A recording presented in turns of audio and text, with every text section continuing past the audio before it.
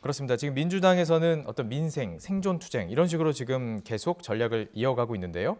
저희들이 녹취를 좀 준비해봤습니다. 이재명 대표가 유튜브에서 했던 내용들 함께 준비해봤습니다. 들어보시죠. 국가나 정부라고 하는 것이 든든한 아버지, 포근한 어머니 같은 것이어야 되거든요.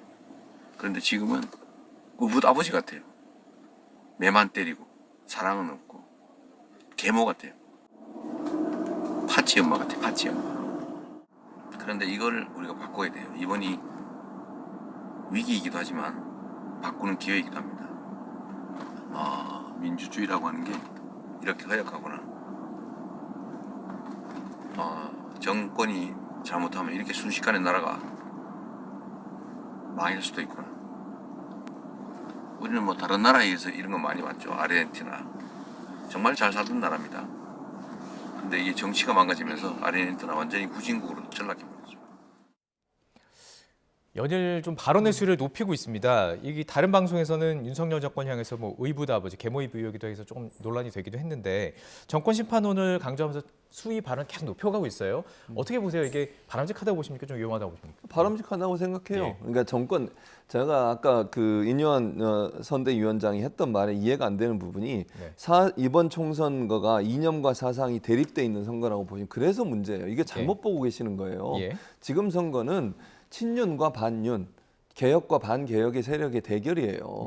윤석열 정권에 대한 중간평가가 가장 중요한 프레임이라고요. 그걸 제대로 보지 못하고 사상 이념 가지고 문제를 해결하려고 하니까 그래서 안 되는 거예요. 저는 그렇게 보고요.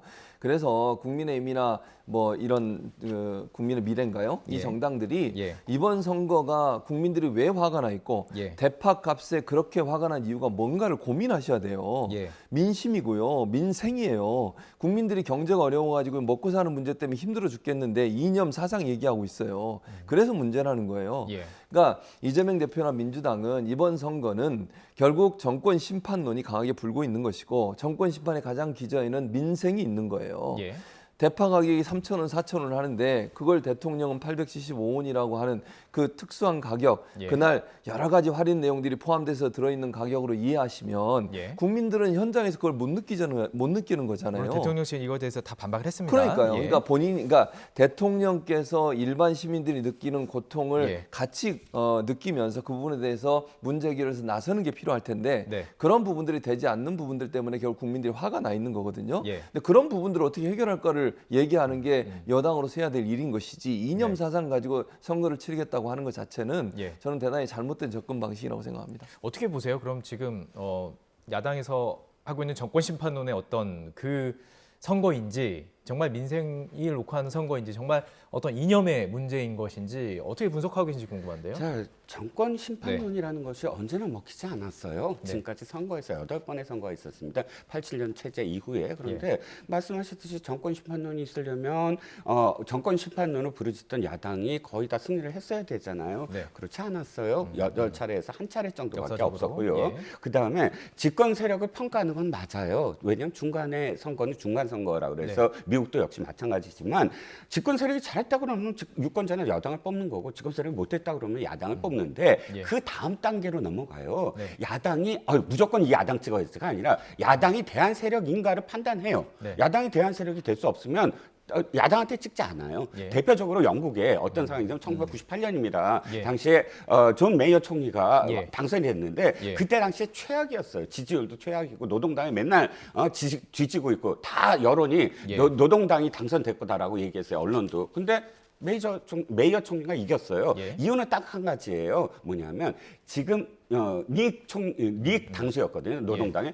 아유 이 사람은 총리가 돼서는 안 돼. 대안이 아니야. 그래갖고 아무리 집권 여당 쪽에서 지지율이 낮더라도 대안을 봤을 때 이재명 대표가 과연 앞으로의 대안이 될 수가 있느냐. 어떻게 평가하세요? 지금 뭐 민생 얘기를 그럼 이재명 대표가 처음부터 민생 얘기를 했나요? 민주당이 그랬나요? 안 그랬습니다. 그저 검찰 독재라는 말로 5년 동안을 집권해서 적폐청산을 이야기했는데 그 2년 동안을 최근에 2년 동안 다 민생을 뭐 한 것이 아니라 뭐 검찰 독재다. 왜 나를 이렇게 하느냐. 사법 리스크는 전부 다 나를 적으로 얘기한다. 이렇게 공방을 벌였거든요. 지금 대파 때문에 얘기하지만 대파 한 말씀만 드릴게요. 그 동영상 보면 어떤 대통령이 뭐라고 하냐면 아니 여기만 이런 거 아니냐. 라고 걱정을 해요. 예. 그 워딩이 있어요. 그 안에 예. 이 가격이 여기만 이래서는 안 된다. 다 돼야 된다라고 네. 이야기하는 거고요. 예. 당시에 지금 6군데 하나로마트에서 예. 유인 상품으로 그때 한 거예요. 그리고 예. 그 이후에도 유인 상품으로 하고 있어요. 그러면 그때 당시에 대파가 875니까 적정 가격이다가 아니라 예. 이렇게 팔아야지만 적정 가격인데 왜 여기서만 이렇게 될 수 있느냐라고 이야기한 걸 한 부분만 딱 따갖고 공격을 한다. 예. 그리고 또 한 가지 얘기할게요. 그 4,000원이라고 지금 시세가 그러면 예. 문재인 정부 때 2021년에 대파값이 9,000원이었어요. 네. 9,000원이어서 못 살겠다. 뭐 키워서 먹는다. 몇 달을 이렇게 했는데 민주당 예. 뭐라 그랬습니까? 네. 아유 이거는 천재지변 때문에 어쩔 수 없어요. 예. 라고 얘기했어요. 알겠습니다. 그러면 저희가- 그때는 예. 정권 무너졌어야 됐나요? 예. 내가 한마디 해야 대통령실의 되겠어요. 아니, 반박에 대해서 이거는 저희가 얘기를 해야 될 그래픽으로 것 좀 같아요. 잘 한파 보여드렸는데요. 예. 저한테 이제 항의를 하시고 얘기하시니까 항의가 아니라 아니 잠깐만요. 그러니까 그때는 알겠습니다. 잠깐만요. 한파 때문에 예. 그렇게 된 게 맞고요. 네, 알겠습니다. 또 하나는 합리적 가격이라고 얘기하셨어요, 대통령이. 예, 그럼 알겠습니다. 875원이 합리적 알겠습니다. 가격이냐? 생산지에서 나오는 가격보다 자, 싼 가격이에요. 예, 알겠습니다. 그러면 여러 가지 할인된 가격에 들어가서 그 가격이 된 거예요. 알겠습니다. 다른 데서 그렇게 팔지 못하는 부분들을 인식을 네. 했다고 하면 알겠습니다. 이렇게 될 수 여기까지 있도록 듣고요. 노력하라고 왜냐하면 얘기를 했어야죠. 두 분 다 지금 대파가 중심이 아니라는 걸 알고 계시잖아요. 그러니까 안에 있는 중요한 것은 이제 민생이라는 키워드고 지금 평론가께서는 지난 정권은 어땠느냐 얘기하는 것이고 지금 현 정권은 알고 있는 알겠습니다. 이렇게 정리를 할게요. 자, 넘어가도록 하겠습니다. 이게 중심이 아니라는 걸 다 알고 계시기 때문에 시청자 여러분들도 알고 계시기 때문에 저희가 양측의 의견을 그래픽으로도 충분히 보여드렸습니다. 자, 그렇다면 지금 알았던 걸 좀 연결해 가볼게요.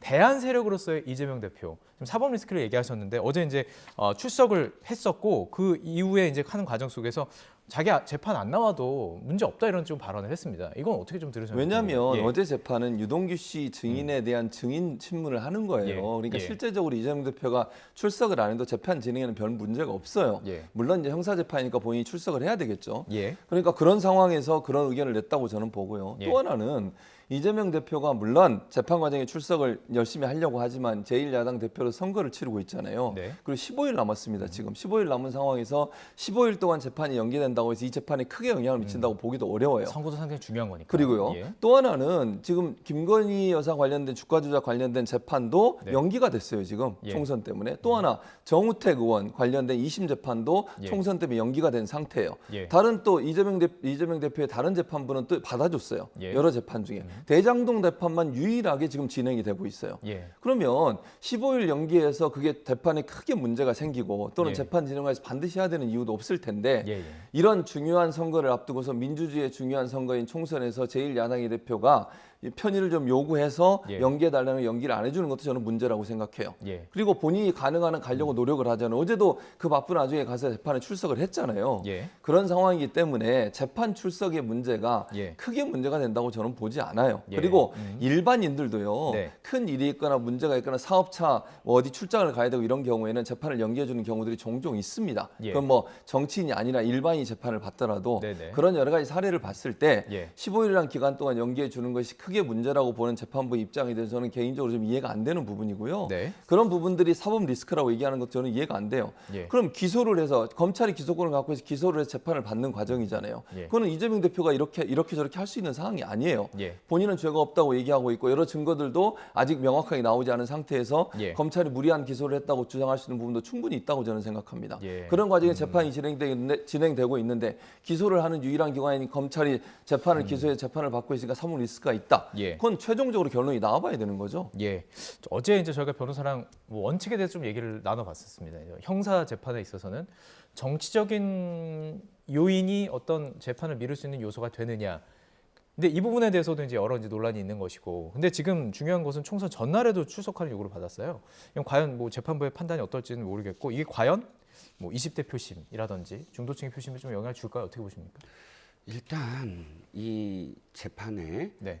아주 열심히 성실하게 참여를 해서 지금 갑자기 어떤 요구를 한 게 아니고 엄청나게 많이 늘어졌어요. 예. 지금 일찍 끝났어야 될 재판이 예. 벌써 중간에 단식에서 한 달 넘어가지 또 이건 사실 의도하지 않았지만 예. 피습 때문에 또 넘어가지 여러 가지 어떤 요인들 때문에 계속 진행이 더디게 됐고요. 네. 그리고 재판 과정이라는 건 피고인이 내가 진짜 생업 때문에 한 번, 두 번은 이야기할 수 있어요. 하지만 지금 몇 번째입니까? 예. 지각 출석부터 시작을 해서 안 가겠다고 아예 통보식으로 한 것, 예. 뭐 이런 부분들 그리고 그 바쁜 와중에 예. 아이고 선거 때문에 그 바쁜 와중에 네. 굉장히 바쁘신데 아침에 또 김어준 시간엔 재판정에 나가시기 직전에 김어준 시간엔 또 나가셨더라고요. 자, 이 모든 것들이 과연 예. 일반인도 그렇게 할 수 있나? 일반인 그렇게 안 됩니다. 예. 불가능하고요. 그리고 또 한 가지 예. 이게 지금 유동규 씨 재판에 뭐 피고인이 유동규 씨라고 하더라도